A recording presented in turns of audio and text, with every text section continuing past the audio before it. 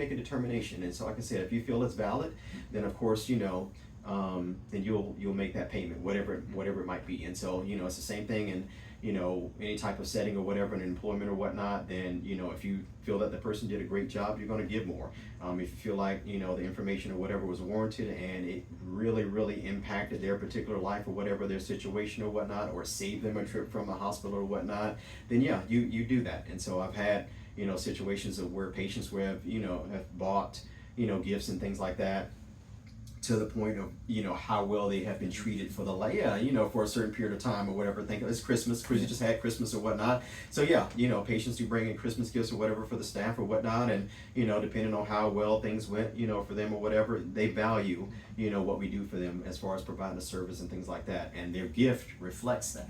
And so you have to put that information out there or whatnot, and try to save them a trip to the ER, or save them a trip from having to go to the doctor, or may have impacted a situation of where they were planning to celebrate something and they did not have to cut their vacation or party or whatever event they were going to short because of some valuable information that you provided.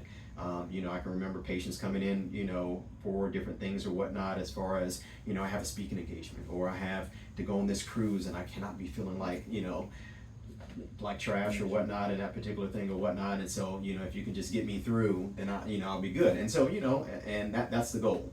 That's the goal. And so whatever they feel that, that is worth to them, that we accept that. We're not about, like I said, money grabbing. We're not about, trying to blow up and be, this big conglomerate company or whatnot, that kind of thing or whatnot. It's just, more so for the little people. And that's, like I said, really my target audience, and kind of go from there, because usually that's what we're running to, those that don't have doctors, don't have health insurance, coming in late night hours or whatnot, after hours, after everything is closed, maybe getting off work nights and weekends, things like that, and they just really need something to help them out to get them by until something else comes along.